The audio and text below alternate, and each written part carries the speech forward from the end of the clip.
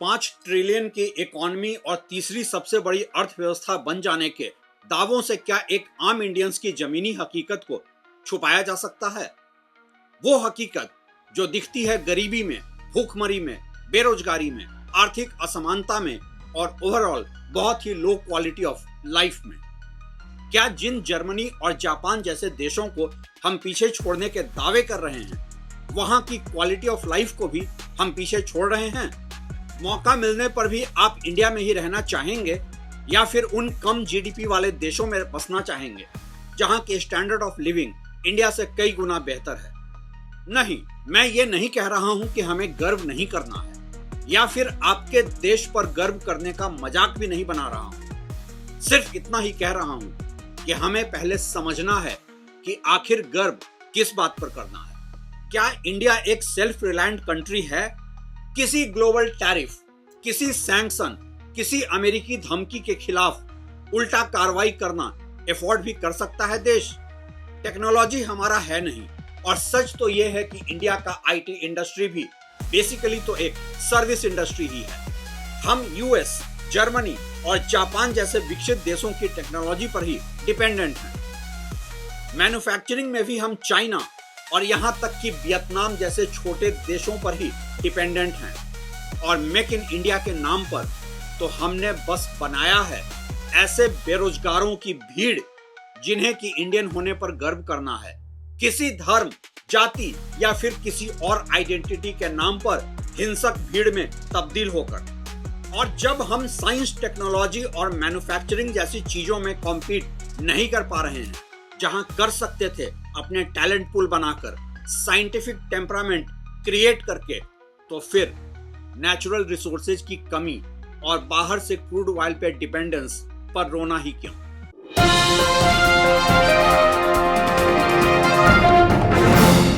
नमस्कार, आप देख रहे हैं ट्रैक टू रियलिटी और मेरा नाम है रवि सिन्हा। प्रति व्यक्ति आय के मामले में भारत दुनिया में 140वें स्थान पर है। बांग्लादेश का स्थान भारत से थोड़ा नीचे है, जबकि पाकिस्तान तो और भी बहुत नीचे 161वें स्थान पर है।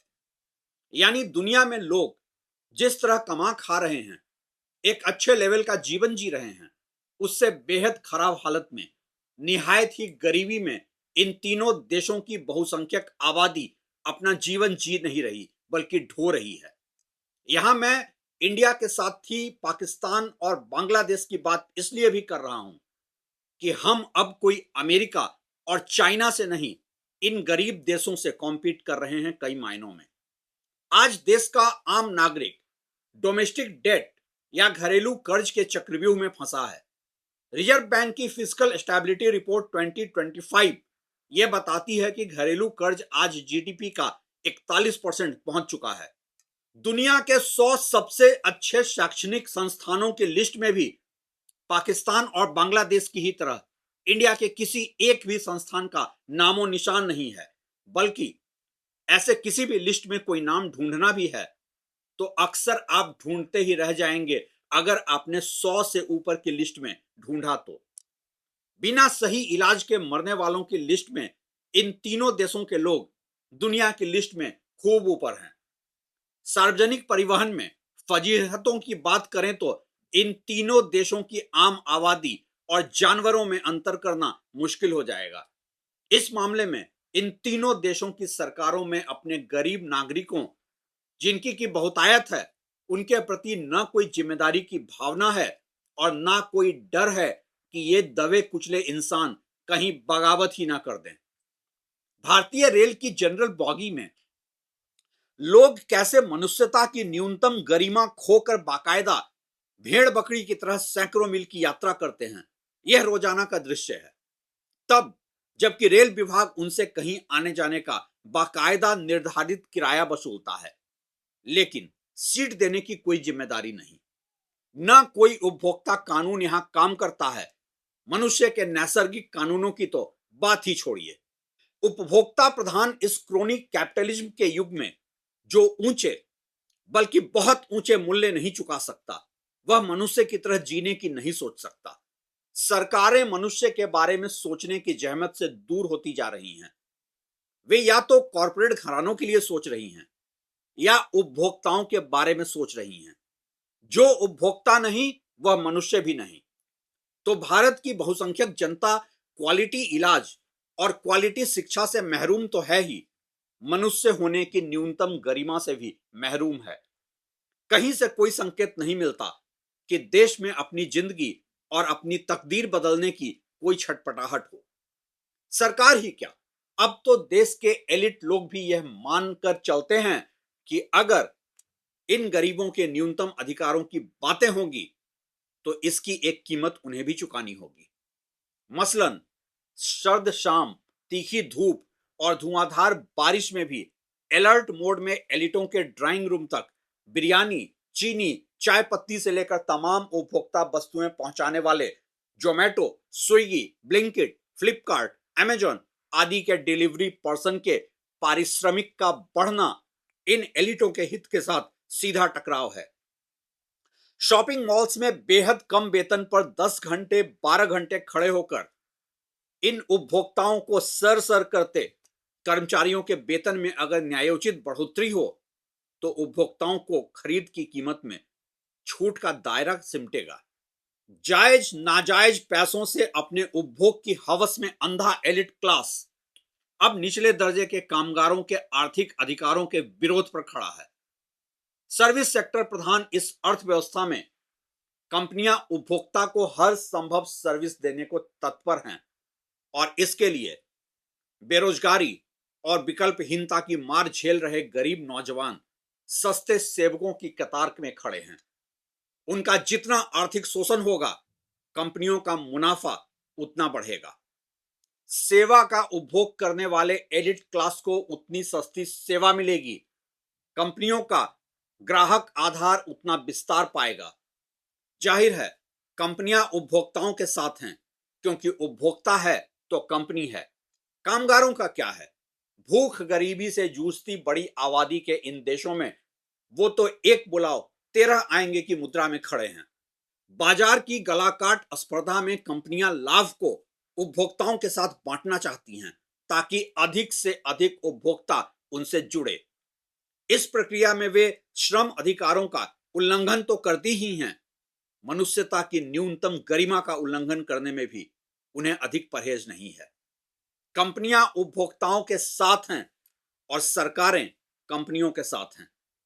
2/3 आबादी के साथ कोई नहीं है, यहां तक कि यह आबादी खुद अपने साथ भी नहीं है।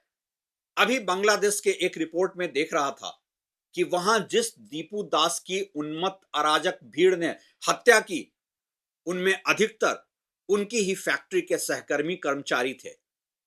दीपू दास कपड़ा फैक्ट्री में क्वालिटी सुपरवाइजर था और भारतीय रुपयों में उसे 9,500 की मासिक सैलरी मिलती थी।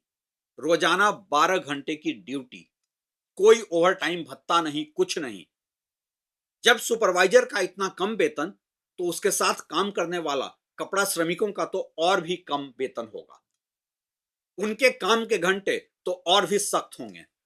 कैसे इतने कम पैसों में वो जी पाते होंगे, जबकि रोज 12 घंटे का अथक श्रम। और क्या ये कहानी इंडिया से आपको कुछ अलग जान पड़ती है? वही आर्थिक शोषण और मॉब लिंचिंग के बीच एक लो क्वालिटी ऑफ लाइफ, और फिर हम खुद से खुद की पीठ ठोकने लगते हैं कि हम हैं विश्व गुरु। किस बात में विश्व गुरु भाई? साइंस, टेक्नोलॉजी या मैन्युफैक्चरिंग में तो छोड़िए, हम तो आध्यात्मिक तौर पर मानवीय मूल्यों में भी विश्व गुरु नहीं हैं। पता नहीं ये लोग अपने लिए, अपने बच्चों के भविष्य के लिए, मनुष्य होने के अपने न्यूनतम अधिकारों के लिए कभी चिंतित होंगे या नहीं। लेकिन देखिए कि इश्क के लिए वे कितनी चिंतित हो जाते हैं कि इश्क निंदा के नाम पर एक नौजवान को उनकी उन्मत्त भीड़ ने हिंसक जंगली पशुओं की तरह व्यवहार करते हुए अत्यंत निर्ममता से मार डाला। उन्होंने साबित किया कि 21वीं सदी में पहुंच चुकी इस दुनिया में अभी भी वे मध्यकालीन माइंडसेट में ही जी रहे हैं, और इस कारण जो जहालत भरी जिंदगी वो जी रहे हैं वे इसी लायक हैं। राजनीति और कॉरपोरेट का गठजोड़ उन्हें मनुष्यता के अधिकारों से वंचित कर बाजार में नंगा खड़ा किए है, और वे कभी भारत में धर्म बचाने के लिए हिंसक पशु बन रहे हैं, कभी पाकिस्तान में तो कभी बांग्लादेश में धर्म के नाम पर मारकाट मचा रहे हैं। इस निंदा के नाम पर दूसरे धर्म के लोगों की निर्मम हत्या कर रहे हैं। भारत की हिंदी पट्टी में माथे पर पट्टे बांधे, हाथों में तलवार भाले लेकर माहौल को भयाक्रांत करते, धार्मिक नारे लगाते, धार्मिक झंडा थामे मोटरसाइकिलों पर जुलूस निकालते नौजवानों के हुजूम को देखिए और उनका वर्गीय विश्लेषण करिए।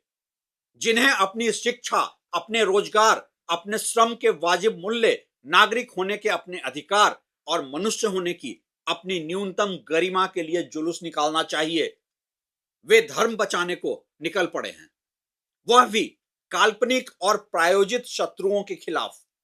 इन तीनों देशों में धर्म पॉलिटिक्स कॉर्पोरेट नेक्सस का हथियार है और एलिट क्लास के ड्राइंग रूम का फलसफा है, जबकि अनपढ़, अधपढ़ और कुपढ़ लोगों की इस विशाल आबादी का दिमाग खराब कर देने वाला रसायन पहले से है।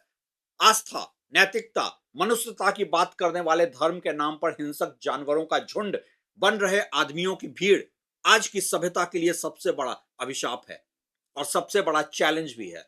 इतने जाहिल लोगों को अगर पूंजी परस्त सरकारें, शोषक कंपनियां और निर्दय उपभोक्ता समाज अब इंसान मानने को तैयार नहीं है, तो उन्हें इस बात का कोई डर भी नहीं है कि इतनी बड़ी आबादी कभी इस खून चूसने वाले सिस्टम के खिलाफ खड़ी भी हो सकती है। जानवरों की तरह रेल के शौचालय में लदकर लोग चुनाव दर चुनाव अपने होम स्टेट जाते हैं, कुछ बख्शीश ले लेते हैं, दारू चखना का स्वाद मिल जाता है और अपने कुनवे के वोट का सौदा कर लिया जाता है। आजकल तो मैडम लोगों की भी चांदी है, जो 5-10 हजार रुपए की सौगात बैंक खाते में आ ही जाती है। भारत में तो खैर चुनाव भी होते हैं और वोटों को अपनी ओर खींचने के लिए राजनीतिक दलों को न जाने कितने प्रत्यक्ष अप्रत्यक्ष जतन करने पड़ते हैं, कानूनी जतन भी, गैर कानूनी जतन भी। लेकिन यहां हम पाकिस्तान से तो बेहतर हैं, क्योंकि पाकिस्तान में तो चुनाव और लोकतंत्र बाकायदा उनकी जेब में है, जो जनता के प्रति कतई जिम्मेदार नहीं, और वो देश की पूरी राजनीति को ही अपना बंधक बनाकर रखते हैं। बांग्लादेश में भी लोकतंत्र अक्सर एक प्रहसन में तब्दील होता दिखता रहता है। इन तीनों देशों के लोग धनी खाड़ी मुल्कों, गल्फ कंट्रीज और दूसरे धनी देशों में रईसों की चाकरी करने, उनका एक्सप्लॉयटेशन सहने जाते हैं। कितने तो वहीं मर खप जाते हैं, लेकिन वो बड़ी मात्रा में अपनी सरकारों को विदेशी मुद्रा भेजते हैं। लेकिन इन सरकारों में इतना नैतिक और राजनीतिक बल नहीं कि इन धनी देशों में कामगार के रूप में गए अपने नौजवानों की दुर्दशा पर वहां की सरकारों को आंख से आंख मिलाकर बात कर सकें। सरकारें अक्सर इसकी जरूरत भी नहीं समझती है। जिन्हें सिस्टम मनुष्य मानने से इनकार कर दे, उनकी दुर्दशा देश में हो या विदेश में कोई फर्क नहीं पड़ता है। ये तीनों देश आपस में भी लड़ते रहते हैं और इन तीनों का राष्ट्रवाद एक दूसरे में शत्रुता तलाशते और एक दूसरे को नीचा दिखाते ही परवान चढ़ता है। भारत में प्रोपेगेंडा फिल्मों का हीरो जोर से चिंघाड़ते हुए डायलॉग मारता है, इतनी जोर से नारे लगाओ कि आवाज लाहौर तक पहुंचे। उसे बीजिंग और संघाई का नाम लेने में डर लगता है क्या? और निर्माता निर्देशकों को भी लगता है कि चीन के प्रतिरोध में खड़े राष्ट्रवाद में धर्म का तड़का कैसे लगाएं, और जब तक तड़का न लगे तो इन जाहिलों को मजा कैसे आए। क्या कहीं कोई अंत दिखता है इन सब का? क्या एक आम इंडियन कभी खड़ा भी होगा अपने क्वालिटी ऑफ लाइफ के लिए, मानवीय मूल्यों के लिए, या फिर बस गर्व ही करता रहेगा उस देशभक्ति पर जिस देश की संवेदनाएं तो बस पॉलिटिकल, कॉर्पोरेट और एलिट क्लास के लिए ही हैं। मेरी बातों पर एक बार सोचिएगा जरूर, लेकिन ये सब भी तो आप तभी सोच पाएंगे जब आप खुद ब्रेन वॉश्ड न हो, जब आप जीडीपी के लुभावने आंकड़ों और देश के विकास के दावों के बीच अपनी जमीनी हकीकत को देख सकने लायक बचे हों। मेरी बातों को सुनने के लिए शुक्रिया।